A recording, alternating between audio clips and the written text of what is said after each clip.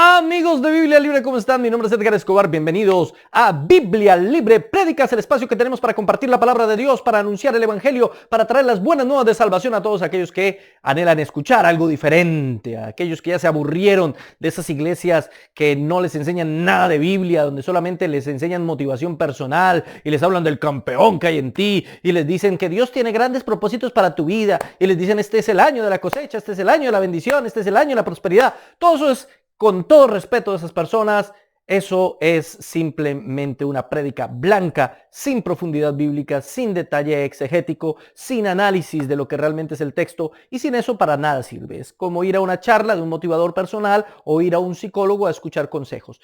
Pero la predicación de la palabra es algo absolutamente diferente. La predicación de la palabra es profundizar en el texto, extraer del texto lo que Él enseña, y es la única manera en la que el Espíritu Santo transforma nuestro espíritu y nos hace más como Cristo. Y como el Señor Jesucristo. Y eso es lo que queremos, eso es lo que esperamos, por eso es que estamos aquí. Ese es nuestro anhelo, poder traer la palabra de Dios a ustedes tal y como es. Por eso estos temas que son poco populares en las congregaciones, pero que son temas que al final nos van a enseñar muchísimas cosas.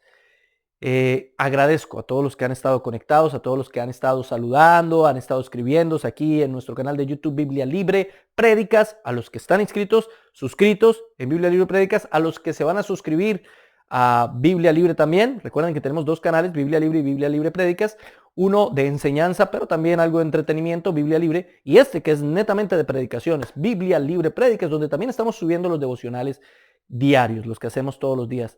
Así que, bueno, lo que tenemos es material y lo que hacemos todo el tiempo es predicar la palabra, sin pelos en la lengua, absolutamente contundentes, pero la predicamos. Muy bien, mis hermanos queridos, mis queridísimos hermanos, ¿qué les parece si antes de comenzar a examinar el texto bíblico, comenzamos en oración? Le damos gracias al Señor, le pedimos, le suplicamos, le imploramos, le rogamos que nos hable, le pedimos que nos dé luz alrededor de lo que la Escritura enseña. ¿Qué le parece? Oremos, démosle gracias al Señor. Amado Señor, te doy muchas gracias por estar en tu presencia. Gracias por tu misericordia al permitirnos comenzar esta prédica y transmitirla para con nuestros hermanos. Bendice la palabra que vamos a transmitir en el día de hoy. Danos luz. Sabemos que no tenemos el conocimiento absoluto sobre todas las cosas. Todavía necesitamos aprender muchas cosas sobre muchos detalles y mucha profundidad bíblica. Pero, Señor, entendemos que la única verdadera forma en la que el Espíritu Santo actúa en el corazón del hombre y en la vida de los seres humanos es por medio de la Escritura. No por medio de emocionalismos, no por medio de éxtasis extraños, no por medio de motivación personal, no, por medio de la Escritura, Señor. Por eso te pido, háblanos, por eso te pido, enséñanos, danos luz, permítenos ver más allá lo que la Escritura en detalle nos enseña, nos dice, hacia dónde nos lleva. Permítenos entrar con humildad y con sencillez a aprender lo que la Biblia enseña. Ayúdanos, Señor, a ser sabios y prudentes en cada cosa que enseñemos, pero al mismo tiempo a no tener pelos en la lengua para denunciar las falsas doctrinas y las falsas creencias y los mitos y los cuentos que nos enseñan tantas personas en diferentes espacios. Ayúdanos, Señor, a poder llegar incluso a nuestros enemigos, que sabemos son asiduos seguidores nuestros, pero para dañar, perjudicar y buscar cómo pueden blasfemar y cómo pueden decir mentiras de nosotros, malinterpretar cualquier dicho que nosotros digamos aquí. Señor, tú sabes la intención de nuestro corazón, tú sabes por qué hacemos lo que hacemos. Así que yo te ruego por esas personas para que tengas misericordia. Señor, perdónalos. Ten misericordia de ellos, llévalos al arrepentimiento y a la luz de Cristo. Te lo suplico, porque si no, Señor, la consecuencia para ellos va a ser bastante grave.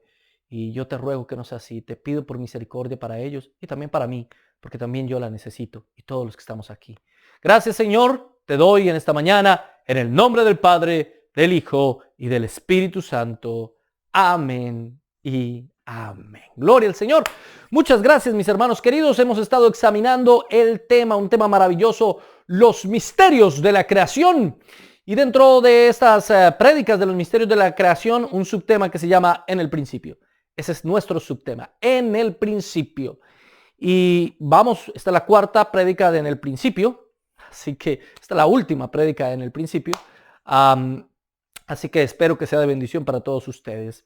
Recuerden que aunque muchos de los temas que vamos a ir analizando alrededor de este mensaje no son ortodoxia, no son para pelear, no están en las confesiones de fe o no están dentro de los cánones o dentro de los primeros concilios de la iglesia, aún así, eso no quiere decir que no sean importantes. Son muy importantes y nos enseñan grandes cosas y nos ayudan a ver de una mejor manera la interpretación bíblica. Y aunque no debatimos por esto, no peleamos por esto, pero sí tenemos una posición bastante clara y queremos defenderla. Y de eso se trata lo que vamos a ver en el día de hoy. Bien, estábamos analizando Génesis capítulo 1, versículo 1 y hagamos un breve recordatorio de todo lo que hemos visto en Génesis capítulo 1, versículo 1. Hemos visto que el verso dice, en el principio Dios creó los cielos y la tierra. Dios, como ya lo vimos, es el sujeto, es el protagonista, creó, es la acción, es lo que Él hizo. Él es el verbo. En el principio, ese es el tiempo de lo cual hablamos la última clase y vimos cómo el tiempo reflexionado desde Dios es algo tan complejo, tan complicado, difícil de entender, pero aún así aprendimos cómo Él es el Dios por encima del tiempo. Y hoy vamos a hablar de los cielos y la tierra, es decir, el espacio. Cuando hablamos de los cielos y la tierra, estamos hablando de espacio y materia. Ya lo vimos también en la clase pasada. Los cielos y la tierra. El versículo 1 nos habla de la creación no solamente de la tierra, sino también la creación de los cielos. Cielos y tierra es una forma de hablar de la totalidad del universo. Él creó todo el universo. Él no creó solamente el planeta, no creó solamente el sistema solar, Él no creó solamente la galaxia, sino también Él creó el cúmulo de galaxias y el universo entero. Aún las partes del universo que no alcanzamos a ver porque la luz no ha llegado a nosotros todavía. Todo eso Él lo creó. Algunos plantean que la Biblia solo habla de la formación de la tierra. Y efectivamente no es así. También nos habla de la formación de lo demás. Creó no solamente lo que está en el universo visible, sino también lo que está en el universo invisible. Y aquí es bueno aclarar estos dos conceptos. Una cosa es el universo visible, lo que nosotros podemos ver del universo con nuestros sentidos. Podemos ver, oler, escuchar, tocar, palpar. Y otra, lo que no se puede ver. ¿Y es que hay algo que no se pueda ver del universo? Bueno, efectivamente sí. Si hablamos de un mundo espiritual, si hablamos de ángeles, si hablamos del reino de los cielos, tenemos que hablar de un ambiente y un espacio también creado por Dios, también hecho por el Señor y unos seres también hechos por Dios que no son parte de este universo, que son extraterrenales. Y alguien me podrá decir, extraterrestres. Bueno, pues técnicamente sí, porque no son de la Tierra los ángeles, ¿o sí? Pero tampoco son de otros planetas necesariamente. Así que, bueno, respetamos a los que creen ese tipo de cosas locas, pero la Biblia no nos está enseñando alrededor de seres alienígenas, nos enseña alrededor de seres espirituales, que es algo diferente. Es una parte del universo que no vemos, pero que Dios también creó, el reino de los cielos. ¿Cuándo lo creó exactamente? No lo sabemos, pero lo más posible, según lo que la Biblia infiere, es que fuese al mismo tiempo que la tierra. Por eso el capítulo 1, versículo 1 dice, literalmente, creó los cielos y la tierra. No necesariamente es exactamente en el mismo tiempo, pero se infiere que es básicamente parte todo de un mismo plan. De un mismo plan. Constituir su reino invisible y su reino visible. Los cielos y la tierra desde el principio van a estar en una unidad ontológica. Ojo con esto, entre el cielo y la tierra va a haber una unidad ontológica. Desde el principio, que después veremos reflejado en el Edén, pero no me voy a adelantar de tema. Muy bien, ahora bien, con todo esto nos surge una pregunta bastante grande, la pregunta del $1.000.000. ¿Cuándo fue eso? ¿Cuándo se creó ese espacio? Sobre todo si hablamos de la Tierra. ¿Cuántos años tiene la Tierra? ¿Tiene miles o tiene millones de años? Ustedes saben que los científicos generalmente se basan en la teoría no solamente del Big Bang, sino además en la teoría de la evolución, para decir que la Tierra tiene miles de millones de años. ¿En dónde sustentan eso? Bueno, lo sustentan en varios tipos de evidencias. Las columnas de fósiles, podemos encontrar, si usted cava en la Tierra, ¿sí?, que hay una especie de capas, muchas capas, como si se hubiese ido acumulando la Tierra durante miles y millones de años. Y encontramos en cada una de esas capas diferentes fósiles, es decir, la petrificación de los cuerpos óseos de los animales de aquellas épocas. Lo que indicaría, para que se forme a través de los miles y millones de años toda esa columna fósil, indicaría una Tierra vieja. Además, algunos experimentos con el carbono 14 y la radiación nos indicarían también una Tierra vieja. Los científicos creen eso, porque además eso sustentaría muy bien la teoría de la evolución. Pero recuerde algo, nosotros los cristianos no estamos de acuerdo con la teoría de la evolución, y esto sí es algo fundamental.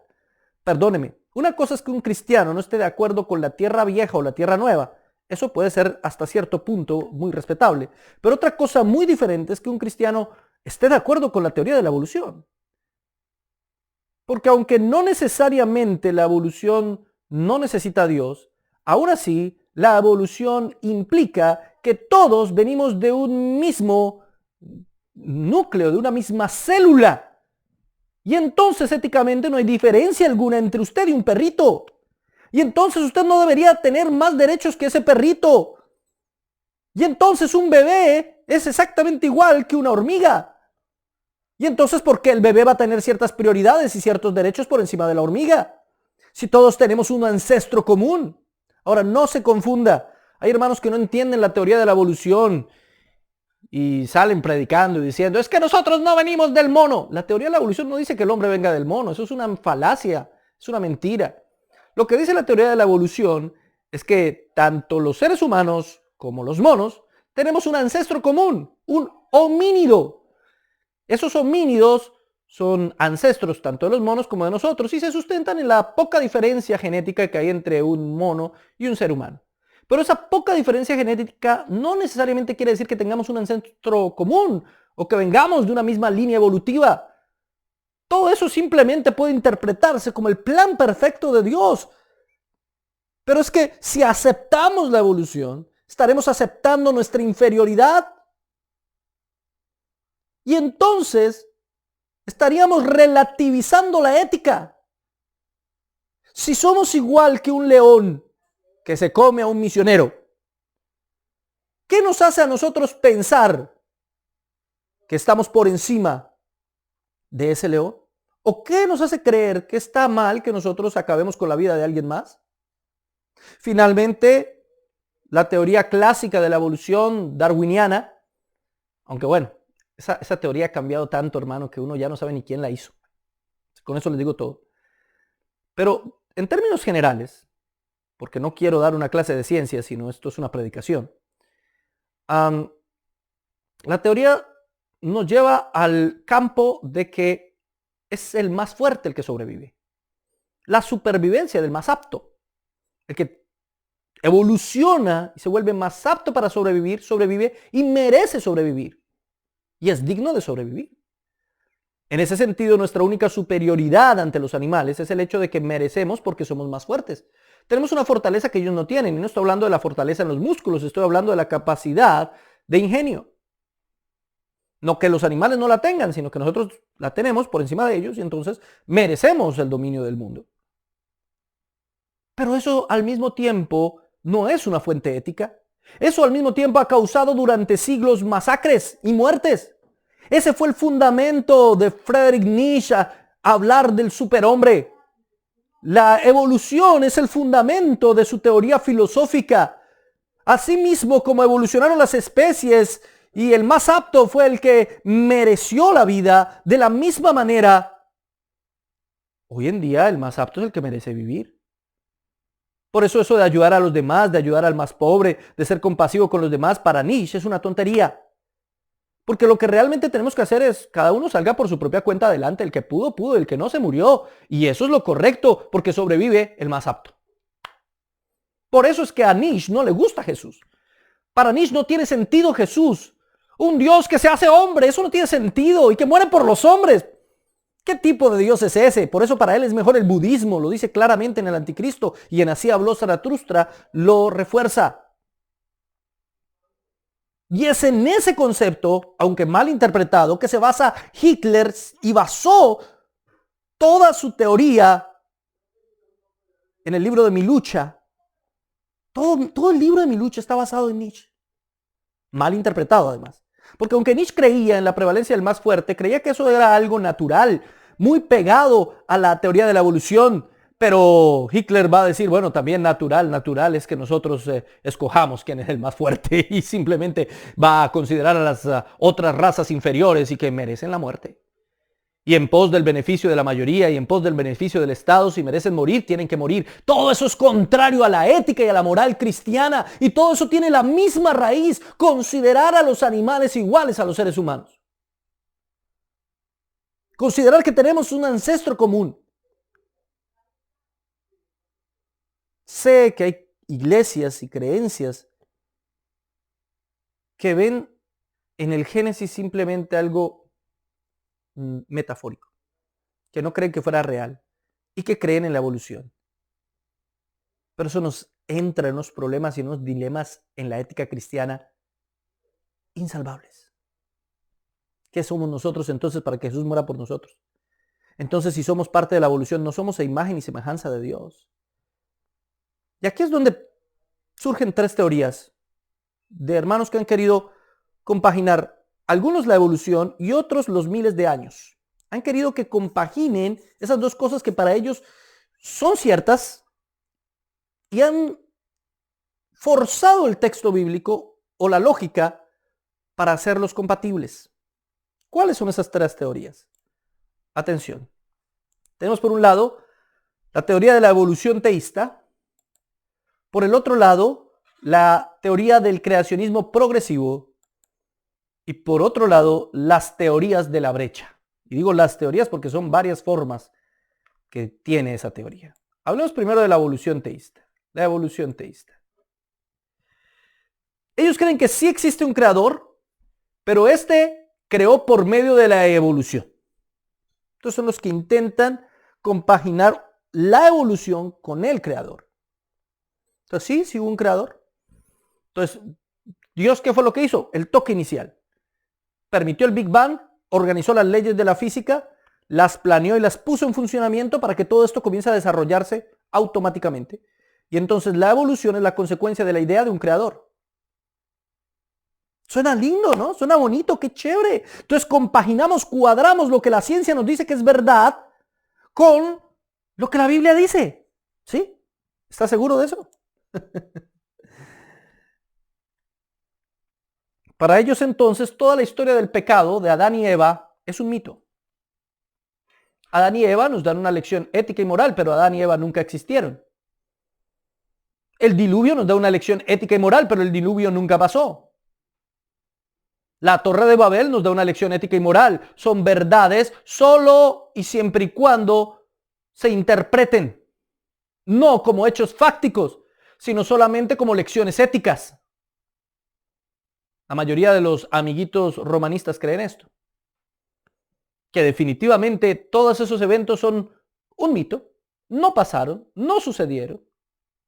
Y hoy como simplemente asumimos absolutamente todo lo que nos dice la ciencia como una verdad absoluta, pues no es problema para muchos decir, bueno, sí, y quieren creer en la Biblia y saben que la Biblia tiene muchas cosas que son ciertas, entonces, bueno, sí, puede ser cierta las dos cosas.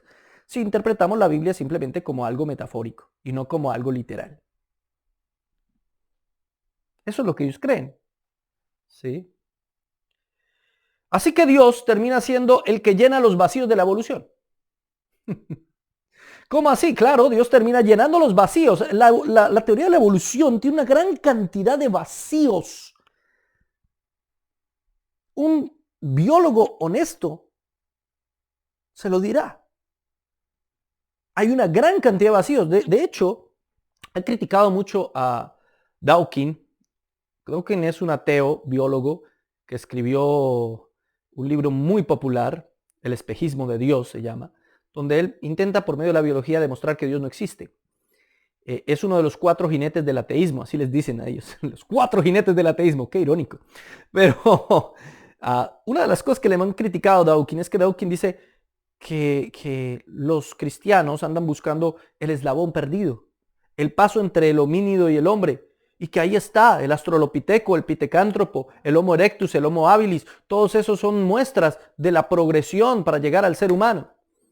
Y la mayoría de los biólogos le han criticado supremamente ese punto. Porque no hay forma de decir que realmente ahí haya una progresión. Y no hay forma de decir que sean el mismo. A ver, a lo que me refiero es que no hay una manera de decir que realmente nosotros descendemos de un Homo erectus, de un Homo habilis, que son formas de homínidos supuestamente anteriores a nosotros. Pero ¿se han encontrado realmente? ¿O esos fósiles nos hablan de otra cosa? ¿O no son más que fósiles de humanos que se interpretan de otra manera? Porque las diferencias físicas entre nosotros son notables. Entonces le han criticado mucho eso a Hawking, a Dawkins. Entonces, mis hermanos queridos, Dios termina llenando esos vacíos, porque ellos quieren mezclar evolución, miles de años y Biblia. Dios termina siendo simplemente el llena vacíos, donde la evolución no tiene una respuesta, pues fue Dios. Ahí sí, como dicen por ahí, ¿no? Lo hizo un mago. En este caso, fue Dios. Fue Dios. Y la Biblia, entonces, bajo este sentido, sería parcialmente cierta, no totalmente cierta. Si el libro del Génesis es solo un mito que hay que interpretarlo de forma alegórica, entonces la Biblia no es totalmente cierta, sino parcialmente cierta. Entonces la Biblia no es la palabra de Dios, sino solamente contiene la palabra de Dios. Y ahí tenemos principios teológicos fundamentales de fe, inamovibles e incuestionables. Ese es el problema, mis hermanos. No sé si me hago entender. Aunque el concepto mismo de si Dios produjo o no produjo la evolución no es un concepto fundamental de fe, sí nos lleva al final del día a creer en cosas contrarias a principios fundamentales de fe, como el hecho de que la palabra de Dios es absolutamente veraz, inerrable. Es una verdad absoluta. Una tautología. Es inevitable que en la línea de pensamiento lleguemos a tal conclusión. Y eso es un problema gravísimo. Ahora bien, si eso es así, Jesús habría estado engañado toda su vida. Jesús nos mintió. Porque Jesús tendría que haber sabido como Dios que todo eso no era una verdad fáctica, que eso era simplemente un mito y que él estaba usando el mito para dar una lección moral y ética. ¿No podía Jesús haberlo dicho? ¿No podría haber dicho Jesús, muchachos, qué pena con ustedes, todo lo que escribió Moisés es simplemente una reflexión ética y moral? Pero no pasó. ¿Sería así? ¿Sería así? Ese es un grave problema. Recuerde que Jesús muchas veces mencionó el libro de Génesis y nunca lo mencionó como algo alegórico. Siempre que lo menciona como algo real. Esos son los grandes vacíos que tiene esa teoría. Gravísimos vacíos. Te lleva a pensar que la Biblia no es verdad. Pero hay una segunda teoría. Se llama el creacionismo progresivo. Dice que Dios ha venido creando no solo el Big Bang, sino todo. Y ellos tienen una cosa que se llama la teoría día-edad.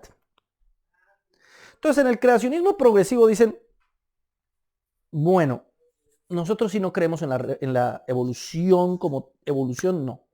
Sí hay una evolución, pero toda guiada por Dios. Adán y Eva sí existieron. Sí existieron. Pero no como personajes históricos, como tal, sino que ellos son parte de ese mismo proceso evolutivo. Cada día de la creación, cada día es una edad. Según ellos, cada día son millones de años. Claro, como para Dios, un año son como, un día son como 1000 años y 1000 años como un día. Se aprovechan de ese texto que nos habla de la atemporalidad de Dios para decir, pues, que un día del día 1 al día 2 de la creación, son millones de años. Millones de años. Y solucionado el problema. Pero ellos sí creen que es un día, es decir, ellos sí creen que en un día Dios creó los cielos y la tierra. O que en un día Dios creó las lumbreras de los cielos. Eso sí pasó un día literal. Pero de ahí a que vuelva a crear otra cosa, es decir, el segundo día fue millones de años después. Día, edad, cada día nos habla de una edad, de un periodo de tiempo muy largo. Pero Dios está metido en la creación, creando cada día, edad, una cosa. Respetable. Sí, respetable. Conozco, tengo amigos que creen esto. Que creen firmemente en la teoría del creacionismo progresivo. Pero tiene varios problemas. Número 1, habría muerte antes del pecado. Que además es un problema también de la primera teoría, pero a la primera teoría no le interesa tanto eso. Pero es un problema en las dos. Habría muerte antes del pecado. ¿Por qué? Porque si pasaron millones de años, todos esos animales murieron, y entonces si interpretamos las columnas fósiles como animales que han muerto durante millones de años, quiere decir que había muerte. Y no solo muerte.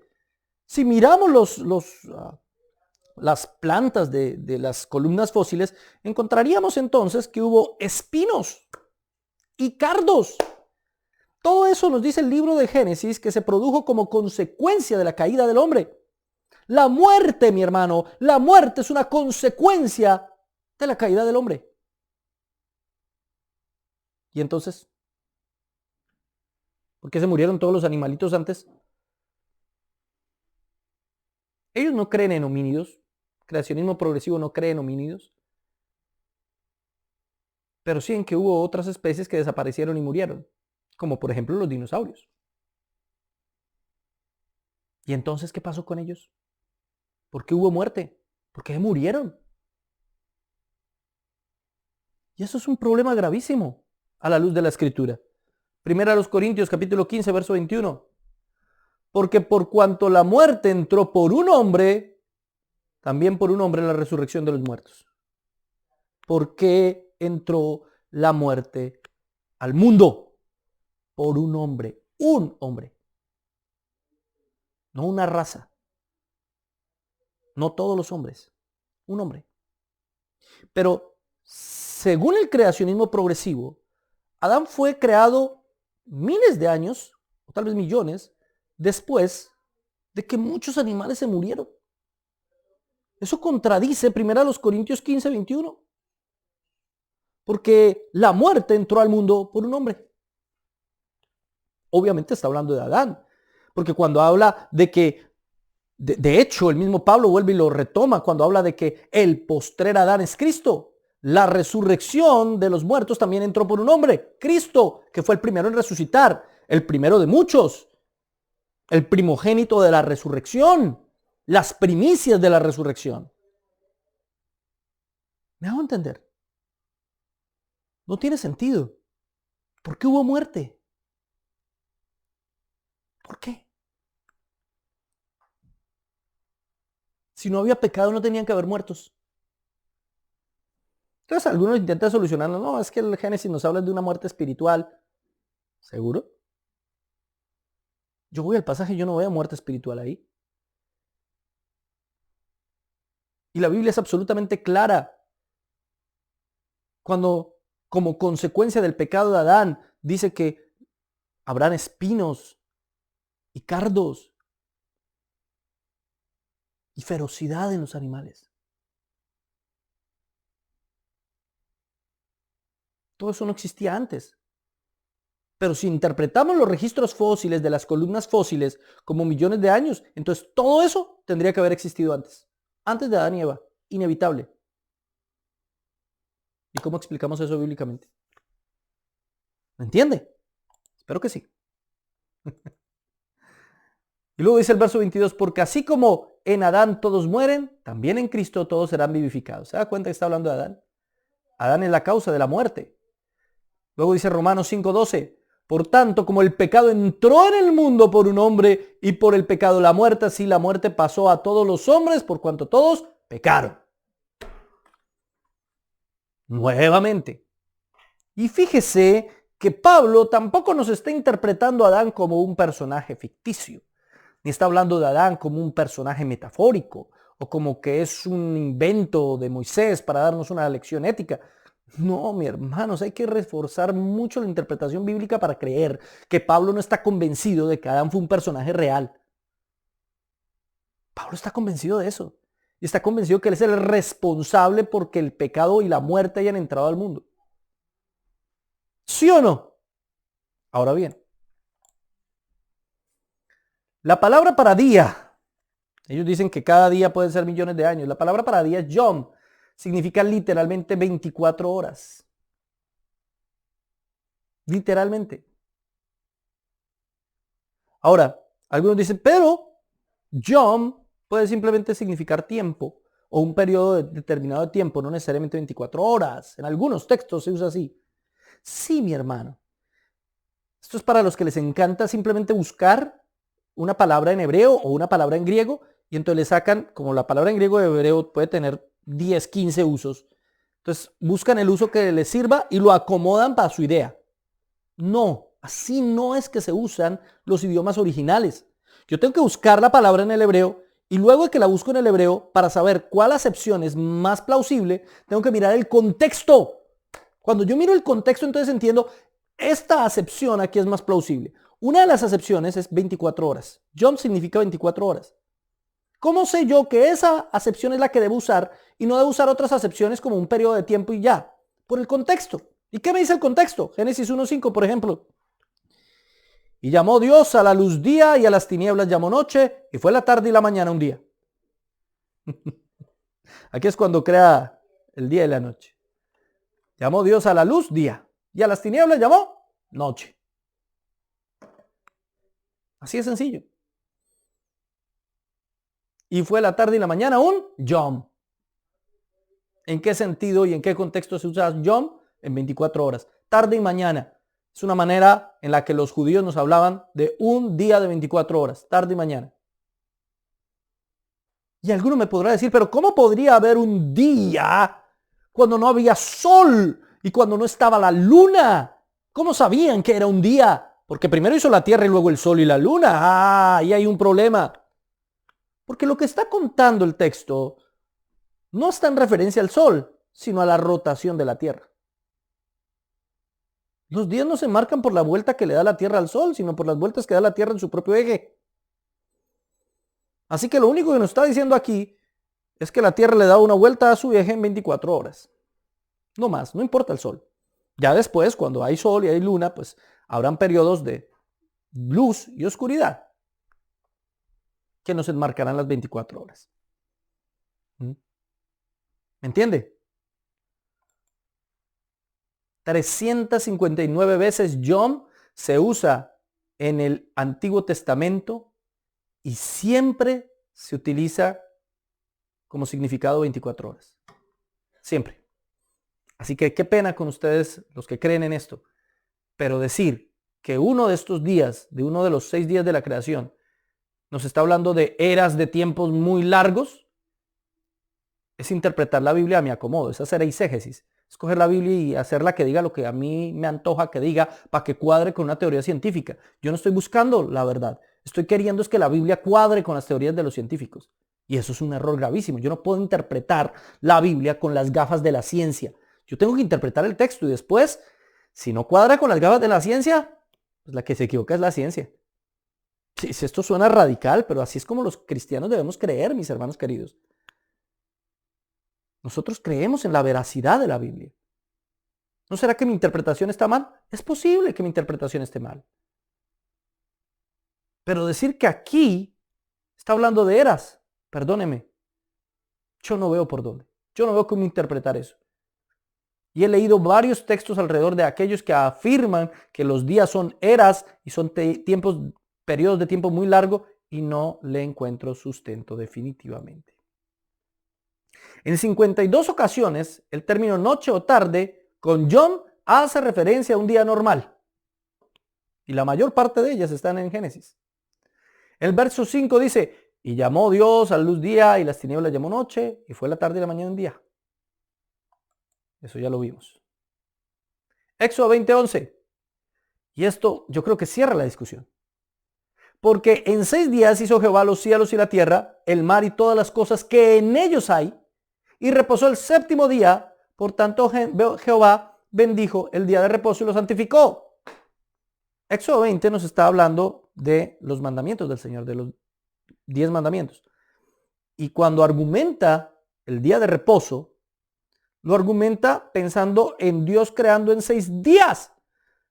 Porque aquí no les está diciendo, y ahora así como Dios creó en 6 eras enormes de tiempo y durante una gran era enorme de tiempo descansó, entonces así mismo ustedes van a descansar por una era enorme de tiempo. No tendría sentido el texto. Y recuerden que el escritor de Éxodo es el mismo escritor de Génesis. ¿Qué tenía en mente el escritor? ¿Qué tenía en mente Moisés cuando escribió allí la palabra John? ¿Tenía en mente una era de tiempo larga? Definitivamente no. Simplemente un día. Y Éxodo 20:11 nos lo comprueba. Éxodo 20:11 lo dice ahí clarito. Porque en 6 días hizo Jehová los cielos y la tierra. Días, punto. El mar y todas las cosas que en ellos hay. Y reposó el séptimo día. Por tanto Jehová bendijo el día de reposo. Que es un día de 24 horas. Ese es el contexto del día de reposo. John Lennox, que escribió un libro que se llama El principio según Génesis y la ciencia, asume que sí fueron días literales de 24 horas, solo que hay amplios espacios de tiempo entre esos días. Según él, bueno, sí, son 6 días, incluso el último día es un día, son 24 horas y no más. Solo que Dios crea una cosa y luego pasan millones de años, y luego crea otra cosa y pasan millones de años.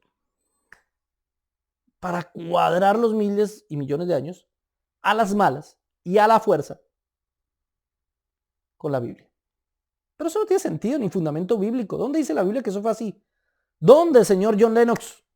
No John Lennon, ese es otro.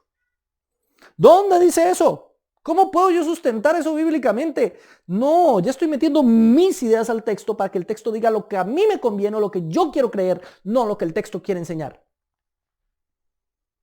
Y ese es el problema. Por eso este canal se llama Biblia Libre. No porque sea de libre interpretación, sino porque hay que dejar que la Biblia libremente nos hable. Porque es ella la que tiene la verdad. Y nosotros debiéramos someternos a la sola escritura, a solo lo que la Biblia dice. No hay evidencia bíblica, ni lógica, ni científica de un día en que Dios cree al hombre y a la mujer y otro día en que entre esos días haya millones de años. No, eso no. No tiene sentido, señor John Lennox.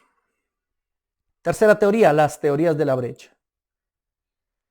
Si hubo una creación de 6 días, dicen ellos, pero antes hubo un mundo de millones de años. Entonces ellos creen que entre la creación en Génesis 1:1, que es lo que hemos venido afirmando, en el principio Dios creó los cielos y la tierra, y en Génesis 1:2, y la tierra estaba desordenada y vacía y el Espíritu de Dios se movía sobre la faz de las aguas. Entre esos 2 versículos, según ellos, hay millones de años. La teoría de la brecha. Según ellos, entre Génesis 1:1 y Génesis 1:2 hay millones de años de diferencia. Y ahí está. Ahí se explican los millones de años. Es una manera muy ingeniosa. Incluso buscan fundamentos bíblicos y argumentos y versículos para fundamentar eso.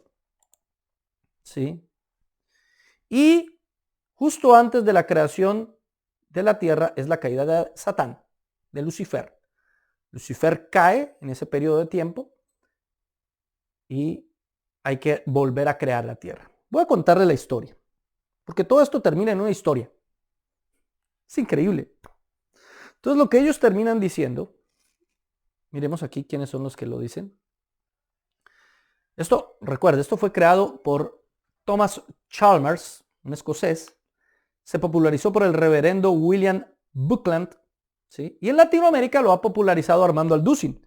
Pero Alducin jamás le da el crédito a Thomas Chalmers o a William Buckland. Jamás. ¿Sí? Hay mucha gente que considera al hermano, porque yo lo considero hermano, Armando Alducin, como una especie de genio de la ciencia y de la Biblia. Pero a veces sus teorías, mi hermano querido, con todo respeto, no tienen el suficiente asidero bíblico y tampoco le da crédito a quienes realmente la hicieron. Porque toda esa teoría de la brecha no se la inventó Alducin. Para nada. Es más, entre Thomas Chalmers y William Buckland hay por lo menos unos 50 teólogos más que intentaron justificar la teoría de la brecha. Hay una brecha entre ellos dos. De 50 teólogos. Ahí están los millones de años. Bueno, todo va de la siguiente manera. Voy a contarlo como una película. Resulta que Dios creó los cielos y la tierra, ¿sí? Pero Dios no puede crear nada en desorden porque la Biblia dice que Dios no puede crear nada en desorden. Así que Él ya la creó hecha y bien organizadita. Aquí puso animales, plantas y unos seres vivos parecidos a los seres humanos, ¿sí? Lo que los científicos han interpretado como homínidos. Y a cargo de esta tierra puso al príncipe de este mundo. ¿Quién fue? Obviamente su ángel favorito, el director de alabanza del cielo, como le dicen algunos. No hay por qué. Y lo pone ahí a regir sobre la tierra, y él es el regente y es el gobernador de la tierra. Pero en algún momento él quiere tomar el trono de Dios, Isaías 14, Ezequiel 28, entonces se basan mucho en esos textos, interpretando como esos textos como la rebelión de Satanás. Y entonces le dice a los ángeles, vamos a tomarnos el cielo. Ya somos dueños de la tierra, ahora vamos a tomarnos el cielo. Se van a una rebelión en contra de Dios para tomarse el cielo. Obviamente Dios lo vence y lo manda a la tierra, ¿sí? Así como si fuera un asteroide. ¡Pam! Impacta en la tierra. ¡Fon! Enormes tsunamis, destruye absolutamente todo lo que hay y queda inundada la tierra. Hay un gran diluvio por culpa de que Satanás cayó a la tierra y ahí mueren los dinosaurios. Vuelven los dinosaurios a la acción. Están los dinosaurios. Entonces mueren los dinosaurios, se inunda toda la tierra y entonces comienza Génesis 2, versículo 1, capítulo 1, versículo 2. Y la tierra estaba desordenada y vacía y el Espíritu de Dios se movía sobre la faz del abismo. Todo eso lleno de agua por ese diluvio causado por la caída de Satanás. Entonces cuando comienza el día 1, día 2, día 3, día 4, son días de 24 horas. Pero Dios no está creando, está recreando, está volviendo a armar. Ahora sí voy a hacer otra vez la tierra y voy a hacer otros animales, voy a hacer otras plantas y otros seres. Pero Satanás quedó por acá. Porque cayó como un asteroide, pero no se murió. Porque no se puede morir.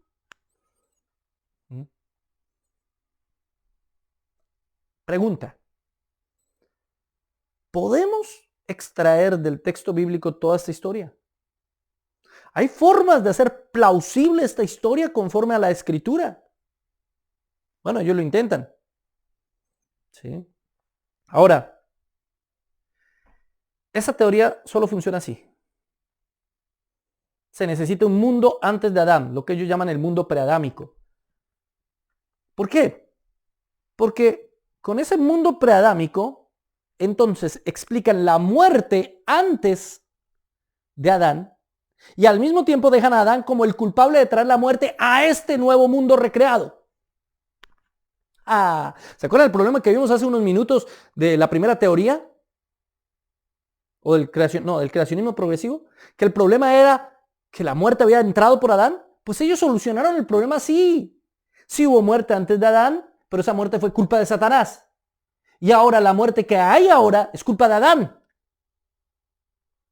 Ingenioso. Por eso es necesario el mundo preadámico. Entonces comienzan a sacar ciertos argumentos a favor. Número 1. La Biblia dice que Dios no crea nada en desorden. Génesis 1:2, y la tierra estaba desordenada y vacía.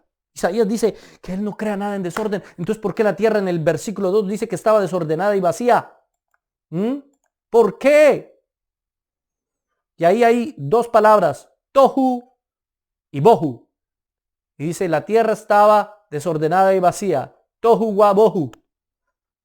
Entonces ellos se van al hebreo. Tohu, desordenado o sin forma. ¿Sí? Pero si usted va al texto, realmente, creó Dios los cielos y la tierra. Y luego dice, ¡guau! Ese guau es y. Y la tierra estaba desordenada y vacía. un filiólogo serio de la Biblia, podrá decirnos que ahí hay un encadenante, es decir, una palabra que une temporal y lógicamente una idea con otra idea. Ahí no hay una división de ideas. No me está hablando de que una cosa pasó y luego me está hablando de otro acontecimiento completamente diferente. No. Está hablando de que las dos cosas son parte del mismo proceso. De la misma manera en que dice, estaba desordenada y vacía. Tohu wa bohu. Desordenada y vacía. No es que estaba primero desordenada y pasaron millones de años y ahí estuvo vacía. No, las dos cosas se dan juntas. Como Génesis 1 y Génesis capítulo 1 versículo 1 y Génesis capítulo 1 versículo 2. Las dos cosas se vean al mismo tiempo. Tohu wa bohu. Filiológicamente, según la estructura del texto, gramaticalmente es imposible decir que Génesis 1:1 y Génesis 1:2 son dos periodos de tiempo diferentes. No tiene lógica. No tiene lógica textual. ¿Sí? Ahora, el texto en el contexto demuestra que el proceso de la creación no ha terminado. Claro, Dios no crea nada en desorden. Efectivamente, Dios no creó la tierra en desorden, pero sí la creó con un proceso. Primero creó la tierra como una masa de tierra y agua, y luego comenzó a poner las aguas en su lugar, la tierra en su lugar, a crear los espacios, y luego de los espacios crea los que van a ocupar esos espacios. Porque así está organizado el libro de Génesis. Crea los espacios y luego ¿quién los ocupa? ¿Me hago entender? No necesito creer que Dios creó la tierra en desorden porque no la creó en desorden. Lo que nos está hablando es que la crea en proceso. Y ese proceso no implica una evolución. No, señores. Lo que implica es una idea. Crea primero los espacios. Creó los cielos y la tierra. Son dos espacios. Y luego sigue creando los espacios, el mar y la tierra seca. Ahora, estas personas suelen usar el pretexto de que creó los cielos y la tierra. La palabra tierra en hebreo significa tierra seca. Significa tierra. En hebreo significa tierra. Tierra seca sí, porque pues generalmente la tierra está seca. ¿Qué quería que dijera? ¿Tierra mojada? ¿Cómo vamos a hablar de tierra mojada? Simplemente tierra y mar y punto. Entonces no es un argumento suficientemente fuerte. No hay evidencia para eso. A ver, me pasé. Isaías 45:18 dice, porque así dijo Jehová que creó los cielos. Él es el Dios, el que formó la tierra, el que la hizo y la compuso. No la creó en vano. Tohu. De ahí es de donde se toman ellos. Ese en vano. La tierra estaba desordenada. Tohu. No la creó. Tohu. No la creó desordenada. Claro que no la creó desordenada. ¿Y por qué la tierra estaba desordenada? ¿Por qué estaba tohu? Porque no ha terminado la creación. No ha terminado la creación. Para que fuese habitada, la creó yo, Jehová, y no hay otro. Entonces hablas conforme a un propósito, no a un estado. Isaías 45:18 no nos está hablando de que ya terminó toda la tierra. No, no, no. ¿Cuál es el propósito de la creación de la tierra? No la creó para la nada. Aquí es donde sí se aplica una variación del hebreo. El tohu está en un contexto diferente aquí que en Génesis 1. Aquí nos está hablando del propósito de Dios al crear la tierra. En Génesis 1 nos está hablando de la forma en la que la tierra está. Yo tengo que tomar la acepción de la palabra conforme al contexto en la que la palabra o en el cual la palabra hebrea en este caso se encuentra. Pero ellos ignoran eso, como muchos que se las dan de genios en hebreo y en griego para confundir a otros, simplemente manipulando los versículos y manipulando las palabras sin tener en cuenta el contexto de la palabra. Ahora bien, segundo argumento, Ezequiel demuestra la rebelión de Satanás. Según ellos, el príncipe de Tiro es Satanás. ¿Sí? Y según el mundo preadámico, Satanás fue creado antes de Adán. Porque ellos dicen, ¿en qué momento Dios creó a Satanás? ¿En qué momento fue la rebelión? No lo sabemos. ¿En qué momento cayó el hombre? ¿Cuántos de los 900 y tantos años que vivió Adán, cuántos de esos años vivió en el Edén? Exactamente.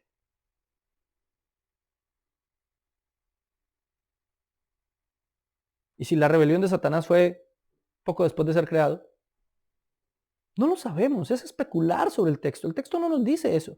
Decir que en Ezequiel nos está hablando de Satanás como el príncipe de Tiro es pensar que en el mundo preadámico ya existía Tiro.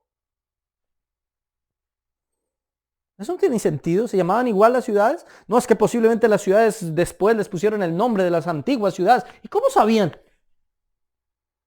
¿Cómo sabían? Si no estaba escrito en ningún texto. ¿Y por qué llegar a una especulación como el mundo preadámico si no está literalmente explicado en la Biblia? ¿Para qué? Si lo único que necesitamos para salvación y santificación es lo que está en la Biblia. Ahora bien, Ezequiel 28:13. En Edén, en el huerto de Dios estuviste, de toda piedra preciosa era tu vestidura, de cornelio, topacio, jaspe, crisólito, berilio, ionice, de zafiro, cambunclo, esmeralda, bla, bla, bla, bla, todas esas cosas. Y dice, y los primores de tus tamboriles y flautas estuvieron preparados para ti en el día de tu creación. Entonces muchos dicen que ahí habla del diablo. Pero todo el tiempo está hablando del rey de Tiro. ¿Por qué me dicen que es el diablo? ¿Porque habla del Edén? Ahora, si habla del Edén, entonces no fue creado en el mundo preadámico. Dice que fue puesto ¿en dónde? En el Edén, en el huerto de Dios estuviste. Entonces, si es el rey de Tiro, ¿cómo dice que en el Edén, en el huerto de Dios estuviste? Tampoco puede ser el rey de Tiro, definitivamente es Satanás. Satanás sí estuvo ahí en el huerto del Edén. Entonces no hubo mundo preadámico tampoco. Porque si fue creado en el huerto del Edén y fue puesto ahí,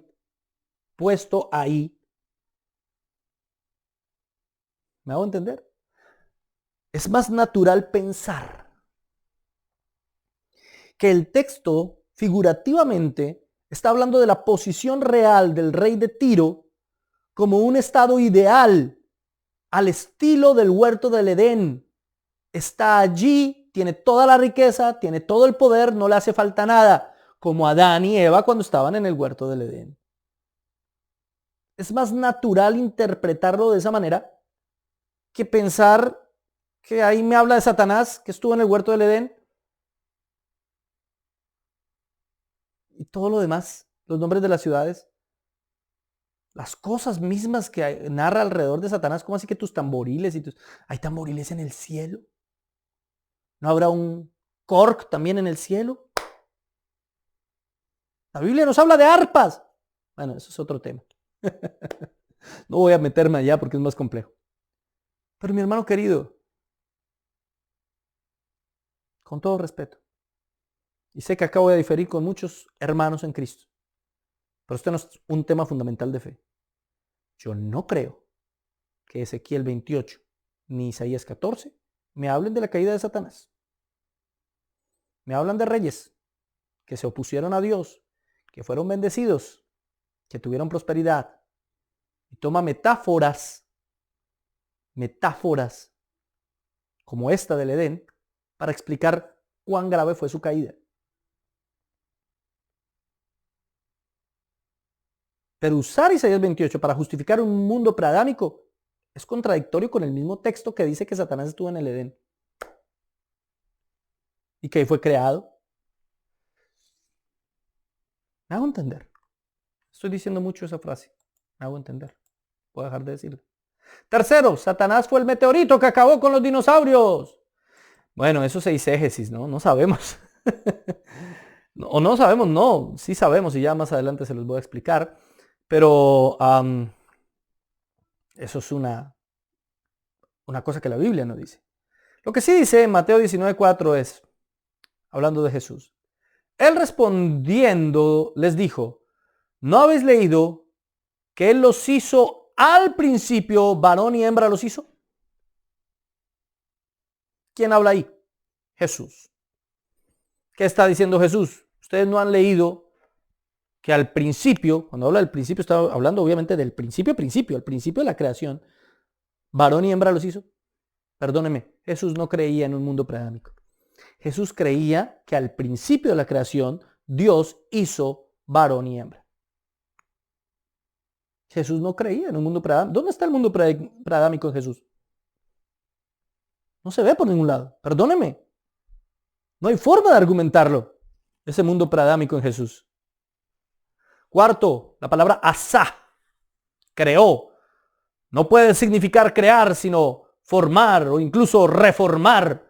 Entonces no es que Dios creó los cielos y la tierra, o más bien que Dios creó la luna, o creó el sol, o creó a las aves. No, sino Dios recreó, Dios volvió a crear. ¿Sí? Bueno, asá se puede interpretar en ciertos contextos, y volvemos a lo mismo, como recrear o volver a crear. Pero en este contexto de Génesis, ¿se puede interpretar así? No. ¿Por qué? Porque Nehemías 9:6 no lo comprueba. Tú solo eres Jehová, que asá los cielos y la tierra, creaste los cielos y la tierra, o más bien creaste los cielos y los cielos de los cielos, con todo su ejército, la tierra y todo lo que está. En Nehemías 9:6 nos está haciendo una referencia a la creación. Y vuelve a tomar el término asá. Hiciste los cielos y los cielos de los cielos. Y en Nehemías 9:6 no nos lo está tomando, o no lo podríamos interpretar como volviste a hacer los cielos de los cielos. No hay manera para imaginarse que en el contexto de lo que se está diciendo en ese versículo se esté hablando de una recreación de algo. No, literalmente el versículo está hablando de la creación, no de ninguna recreación. Asaj no puede interpretarse como volvió a formar o recreó o volvió a crear. Perdóneme, es un abuso contra el texto, es un abuso y coger los términos en hebreo y en griego y ponerlos fuera de contexto, porque los términos en hebreo y en griego también se pueden poner fuera de contexto. No es suficiente con saberse un término en hebreo o en griego, mi hermano. Hay que saber el contexto, la intencionalidad del autor. Hay que hacer un estudio filológico.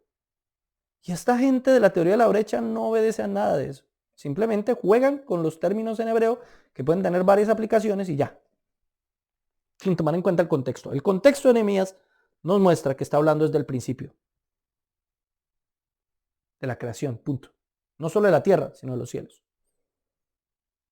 En el mismo momento en que hizo la tierra, hizo los cielos. Y todo su ejército. Está hablando de las estrellas. Todo al mismo tiempo.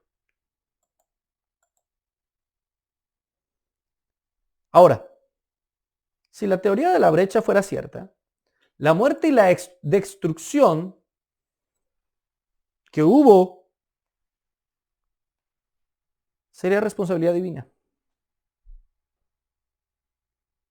A ver, la muerte es responsabilidad de Adán.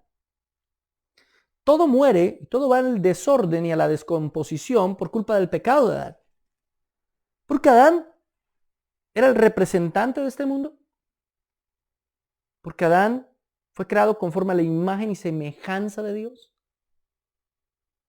¿Me hago entender? Pero Satanás no. Satanás no representaba la raza que había en esta tierra. Una raza absolutamente destruida. Algunos llegan inclusive a aseverar que habían civilizaciones antes de Adán. Imagínense eso. Y buscan los ópars, objetos fuera de tiempo, y un martillo con un reloj de 10.000 años. Curiosamente, el reloj de 10.000 años es un Casio. Son muy buenos. ¿Me hago entender? Otra vez lo dije.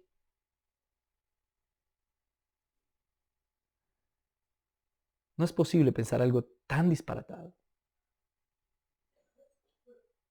Esa muerte de ese mundo preadámico sería culpa de Dios. Están culpando a Dios por la destrucción de todas las razas, civilizaciones y seres que vivían en este planeta supuestamente antes de Adán y Eva. No tiene sentido. No tiene sentido. Ahora bien, todo esto va al problema del registro fósil, que ya hemos hablado antes. las columnas de fósiles. Hay dos teorías, el catastrofismo versus el uniformitarianismo. El uniformitarianismo nos dice lo que les expliqué. Se han ido sumando capas de tierra uniformemente con el paso de los miles de millones de años.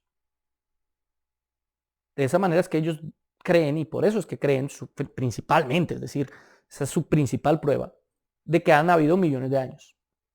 Los que creemos en el catastrofismo, y me incluyo, creo que toda esa acumulación de sedimentos y de fósiles no es producto de que se haya acumulado durante millones de años, sino de una gran catástrofe mundial que movió absolutamente todos los cimientos de la tierra y reorganizó y depositó una gran cantidad de tierra encima de ciertos animales que murieron.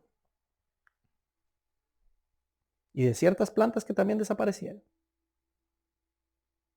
Adivine, hay algo así en la Biblia. La Biblia nos habla de una catástrofe masiva, global, increíble, con la cual pudiera moverse absolutamente todos los sedimentos del planeta. La Biblia nos habla del diluvio. Incluso en el uniformitarianismo hay muchas cosas que no tienen sentido. ¿Y cómo las han tenido que explicar? Bueno, pues, entonces hubo una edad de hielo, y la edad de hielo movió algunos fósiles y por eso es que ahora encontramos fósiles en estratos en donde no deberían estar, ¿sí? Porque eso pasa todo el tiempo en la ciencia. Encuentran fósiles en estratos donde no deberían estar. No así con los dinosaurios. Los dinosaurios nunca se encuentran con los fósiles de los humanos. Y después explicaré por qué. Pero encuentran los fósiles donde no deberían estar. Y plantas donde no deberían estar. Y árboles en lugares. Entonces, ¿cómo lo explican? Es que hubo una edad de hielo y la edad de hielo, bueno, también movió algunos de esos sedimentos. Y la manera en la que ellos lo explican. La teoría de la brecha intenta explicar esa columna de fósiles, pero entra en una gran contradicción. ¿Cuál es? ¿El diluvio de Satanás? Primero, la Biblia no nos habla nada de un diluvio de Satanás. Armando Alducin tiene el descaro de decir que Pedro, cuando habla del diluvio, está hablando del diluvio de Satanás y no del diluvio universal. ¿Cómo sustenta eso? Perdóneme, doctor. Por eso yo no creo mucho en los doctores. Doctor Armando. ¿Cómo vamos a sustentar eso? No hay forma. No hay forma. Ahora, si un diluvio de Satanás, ellos están intentando explicar los millones de años, y los millones de años se explican con las columnas, ¿cierto? Pero si un diluvio de Satanás que destruyó toda la tierra, ya no necesita los millones de años porque ya hubo 2 diluvios. Pero aún peor, eso dejaría el segundo diluvio, el diluvio de Noé, como un diluvio local y no universal, no de todo el planeta. Porque el primer diluvio sí fue de todo el planeta, el de Satanás. Entonces, ¿para qué los millones de años? No sé si me entienden este punto. Y eso es otra de las debilidades enormes de la teoría de la brecha. Creer en la teoría de la brecha socava la verdad esencial del Evangelio, mis hermanos. Hebreos 2:9. Pero vemos a aquel que fue hecho un poco menor que los ángeles, a Jesús coronado de gloria y de honra a causa del padecimiento de la muerte, para que por la gracia de Dios gustase la muerte por todos. Él está librándonos de la muerte. Si la muerte existía antes de Adán, entonces sobra Jesús. Entonces Dios pudo haber recompuesto todo con el diluvio de Noé y se acabó. O haga otro diluvio universal y ya. Nos pone a Dios limitado, a un Dios que no sabe qué hacer, a un Dios que le queda a cada planeta mal y tiene que destruirlo otra vez para volver a formar otro. Un Dios incapaz de hacer algo absolutamente bien hecho, parece. Sino que todo le queda como chueco, como torcido. Y tiene que destruirlo todo otra vez y vuelvo a hacer. Y entonces no solamente se me reveló Satanás y intentó, ahora se me revela Adán y otra vez con Satanás. Ni siquiera fui capaz de acabar a Satanás completamente para que no tentara a Adán. La única manera en que todo esto tenga lógica es que todo haya pasado al mismo tiempo. ¿Entiende? La teoría de la brecha disminuye sustancialmente la importancia del sacrificio de Cristo venciendo a la muerte. Porque la muerte era algo que existía antes de Adán entonces. Y no es así. Por culpa nuestra, por culpa de Adán entró la muerte, pero Cristo nos trajo vida. Cristo nos libró del poder de la muerte. Cristo nos trajo vida eterna. Aleluya. Qué verdad tan espectacular. El tiempo profundo tampoco es una verdad científica absoluta, mis hermanos. Pensar en que hay millones de años, muchos creen eso, ya es una verdad absoluta, no necesariamente. Porque la mayoría de los que creen en eso son ateos. Y la mayoría simplemente está queriendo comprobar su teoría. Ven con las gafas de las columnas fósiles las evidencias. En segundo lugar, los métodos de datación radiométrica, con los cuales supuestamente comprueban los millones de años de la Tierra, fallan constantemente. Tenemos ejemplos donde se ha utilizado este método de datación y lo único que se ha comprobado, por ejemplo, en una erupción, terminan comprobando que la erupción es de miles de millones de años cuando apenas fue hace unos cientos de años. Así que es fácilmente falseable. La prueba del carbono 14 tampoco es confiable. Se le ha aplicado prueba de carbono 14 a diamantes y ha dado apenas cientos de años, cuando teóricamente los diamantes deberían llevar miles de años para convertirse en diamantes. Así que ni la interpretación de las columnas fósiles es absolutamente indebatible, ni la interpretación de los métodos de datación radiométricos son indebatibles, ni la datación por el carbono 14 es indebatible. Todos esos métodos de datación son debatibles. Y si son debatibles, puede ser que estén mal. Y entonces, ¿qué dice la Biblia? Y con esto termino. ¿Por qué creo en una tierra joven, mi hermano? Número 1, porque no quiero alegorizar Génesis. No quiero alegorizar Génesis. Para mí la Biblia es verdad. Si alegorizo Génesis, si creo en la teoría de la brecha, estoy menguando la autoridad a Génesis. Génesis me narra desde el principio. Toda la genealogía de Jesús parte desde el Génesis. Hay muy pequeños hoyos en esa genealogía. Podemos medir el tiempo bíblico exactamente a partir de hoy hace aproximadamente 6,000 años en el pasado, que es lo que creo que tiene la Tierra de haber sido formada. Ustedes dirán, pero qué tipo tan irracional. Déjenme seguir dando los argumentos. Hay otra forma de interpretar las columnas fósiles y es el diluvio universal. El diluvio universal da gran explicación a lo que los científicos interpretan como millones de años. Claro, no es una interpretación 100% viable, científica o comprobable. Claro que no. Pero eso nos demuestra que sí hay una manera de interpretar. Y si hay una manera de interpretar bíblica, pues es plausible, por lo menos que sea así. Y para quienes tenemos fe, pues obviamente se hace aún más evidente. Número 3. Hay importantes científicos que apoyan la teoría. Importantes científicos que apoyan el catastrofismo. Importantes científicos que dicen que la Tierra no tiene millones de años y que cuestionan seriamente esos miles de años. Usted puede ir a YouTube y puede encontrar videos donde esos científicos comienzan a... Y miren, no necesariamente son cristianos, sí, muchos lo son, pero no todos son cristianos. Hay científicos no cristianos que apelan y apoyan la teoría de una Tierra joven. Aquí algunos nombres: Steve Austin, John Bauman, yo sí no sé pronunciar ese apellido, Baumgartner, John Reed, Jason Leslie, Andrew Schelling, etc. Y otros muchos. Solo puse unos poquitos. Hay otros muchos, mis hermanos, que apoyan eso. Cuarto, creer en una tierra antigua implica de alguna forma creer en la muerte antes del pecado de Adán. Y no estoy dispuesto a creer eso, porque disminuiría el poder que tuvo Jesús en la cruz al triunfar sobre la muerte.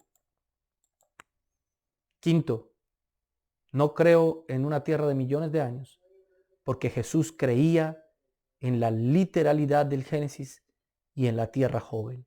Él habla de Adán, él habla de Noé, él habla de Moisés. Jesús definitivamente cree que la tierra es joven. Y si el maestro creía eso, ¿cómo es posible que yo, siendo uno de sus seguidores, siendo uno de sus discípulos, crea algo diferente? Recuerde esto. Él es el que marca el estándar. Él es el que dice qué es lo correcto y qué no. Yo decido creerle a mi Señor Jesucristo. No voy a decidir creer algo que en lo más mínimo pueda negar el valor del sacrificio de Jesucristo en la cruz del Calvario. No estoy dispuesto a creer algo así. Por eso creo firmemente que la tierra es una tierra joven. Que los argumentos que nos han vendido para decirnos que la tierra es una tierra vieja no son suficientemente conclusivos o concluyentes. Son una interpretación viciada y la verdad solamente nos llevan al final del día a creer en una evolución. Y esa evolución disminuye el valor del hombre, disminuye lo que realmente somos como imagen y semejanza de Dios. Y eso tiene unas implicaciones éticas supremamente graves, problemáticas, que han causado guerras y genocidios brutales e inhumanos. Prefiero creer lo que Jesucristo creyó. Oremos juntos. Señor, te doy muchas gracias por esta clase, por esta enseñanza. Te pido que nos ayudes, Señor, porque hoy aprendimos muchas cosas sin darnos cuenta de interpretación bíblica, de cómo se interpreta un texto desde el hebreo, desde el griego, de tener en cuenta el contexto antes de usar una forma de interpretación de cualquiera de estas palabras en esos idiomas. Gracias, Señor, por ayudarnos a entender las consecuencias de creer en la evolución, inclusive las consecuencias de creer o de intentar adaptar la palabra a los pensamientos de las personas de este mundo. Señor, yo no quiero adaptar la Biblia a lo que la gente cree en su mayoría, así sean científicos. Para mí la interpretación bíblica está primero y quiero que mis hermanos entiendan eso. Al final del día este mensaje sirve para eso, para poner a la Biblia en primer lugar, para creer firmemente lo que ella nos enseña, para depositar nuestra confianza y nuestra fe en ti, Señor Jesucristo, que creíste, predicaste y confiaste siempre en lo que le habías revelado a tus siervos los profetas. Gracias, Señor, por eso. Gracias porque nos permites tener más argumentos para no pasar entero, para no creer absolutamente todo y para poder tener suficientes argumentos para defender nuestra fe. Gracias te doy, Señor, en el nombre del Padre, del Hijo y del Espíritu Santo. Amén y amén. Muchas gracias por habernos acompañado. Espero que haya sido de bendición. Nos vemos la próxima semana. Continuamos con estos misterios de la creación aquí en Biblia Libre Prédicas.